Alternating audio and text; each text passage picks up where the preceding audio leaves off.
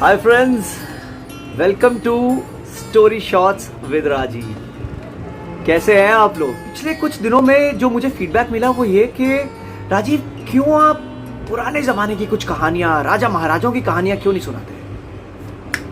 तो लीजिए, एक बार एक राजा था। उसके राज्य में धन धान्य की जरा भी कमी नहीं थी, एकदम समृद्ध, सब लोग बहुत खुश थे। बहुत पैसे वाला राजा था। उसी के राज्य में एक व्यापारी हुआ करता था, एक बिजनेसमैन। अब वो व्यापारी व्यापार के सिलसिले में अक्सर राजमहल में आता था और राजा से मिलता था।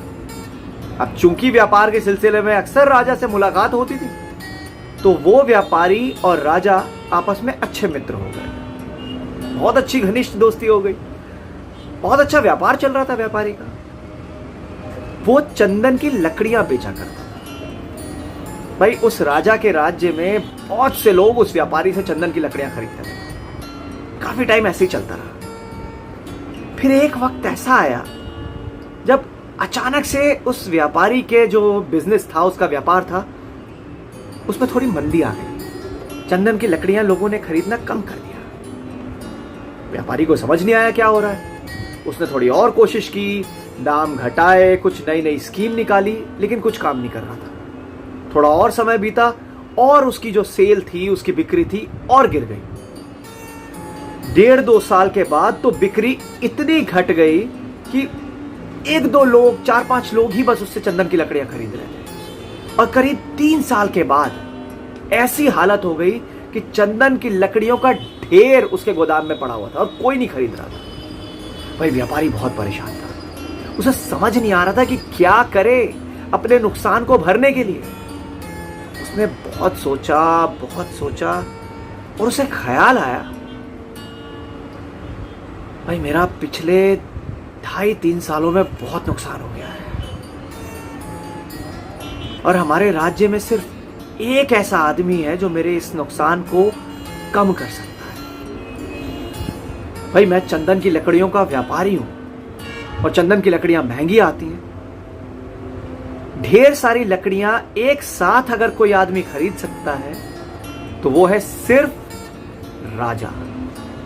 यह विचार उस व्यापारी के मन में आया। अब वो ये विचार कर ही रहा था, तभी अचानक से उस व्यापारी के मन में उस राजा के बारे में एक बुरा विचार आ गया। उस व्यापारी ने सोचा, अगर उस राजा ने मेरी लकड़ियां नहीं खरीदी तब क्या होगा? हाँ, क्यों ना ये राजा मर जाए। अगर ये राजा मर जाता है तो इसके क्रियाकर्म के लिए इतनी सारी चंदन की लकड़ियों की आवश्यकता होगी, क्योंकि भाई ये राजा है। तो राजमहल के जो लोग हैं ढेर सारी चंदन की लकड़ियां खरीदेंगे उस राजा का क्रियाकर्म करने के लिए। हाँ, और बदले में मुझे होगा धन लाभ। अब ये विचार, ये बुरा विचार राजा की मृत्यु के बारे में उस व्यापारी के मन में आया। उसी समय राजा के मन में इस व्यापारी के बारे में भी बुरा विचार आया, व्यापारी की मृत्यु के बारे में। राजा अपने महल में बैठा हुआ था और अचानक से उसके मन में आया, हमारा व्यापारी मित्र, उसके कोई संतान तो है नहीं, ना ही परिवार में कोई सदस्य है। चंदन की लकड़ियों का व्यापारी है, बहुत पैसे कमाता है। अगर ये व्यापारी मर जाए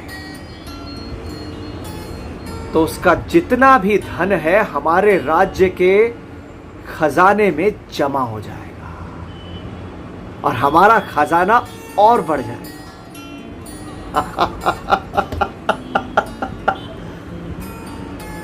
अचानक से ये बुरा विचार व्यापारी के मर जाने का राजा के मन में आया।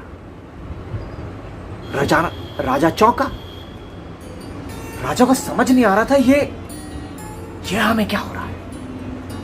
वो व्यापारी तो हमारा मित्र है, हम उसकी मृत्यु के बारे में सोच रहे हैं। राजा बहुत परेशान हुआ, उसे बहुत आत्मग्लानि हो रही थी, बहुत गिल्टी फील कर रहा था वो राजा। वो इस उधेड़ बुन में था, इस परेशानी में था। तभी एक सैनिक आया और वो कहता है कि महाराज की जय हो। कहो क्या बात है? महाराज, आपके व्यापारी मित्र आए हैं आपसे मिलने के लिए। राजा चौंक गया। उसने कहा, मैं अभी अभी अपने उस व्यापारी मित्र के बारे में सोच रहा था और वो आ गया। राजा ने सोचा और फिर कहा, ठीक है, उन्हें आदर सहित कक्ष में लेकर आओ। और राजा परेशान होकर इधर से उधर घूमने लगा। अचानक से देखता है कि सामने वो व्यापारी मित्र आके खड़ा हो गया। व्यापारी मित्र का चेहरा लाल, घबराया हुआ,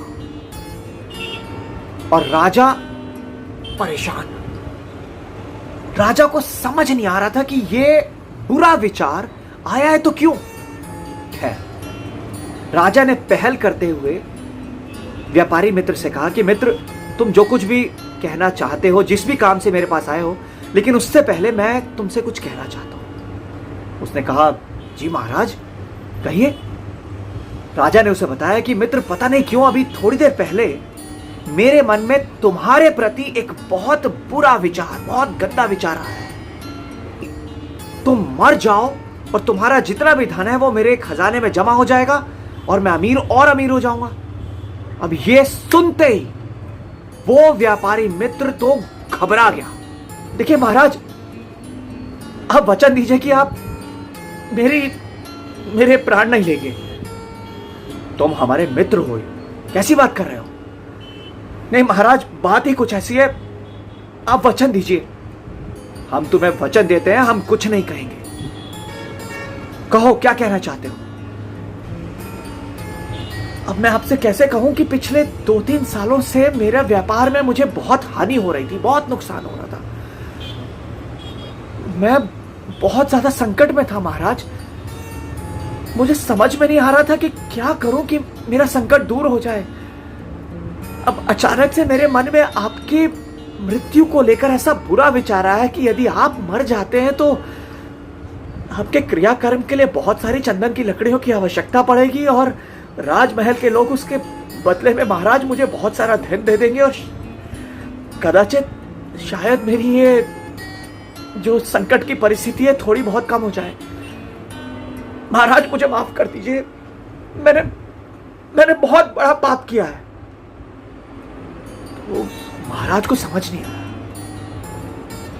व्यापारी मित्र ने कहा कि महाराज, दरअसल मैंने आपके बारे में जो बुरा विचार अपने मन में लाया था, उसी कारण से आपके मन में उसी समय मेरे प्रति बुरा विचार आया।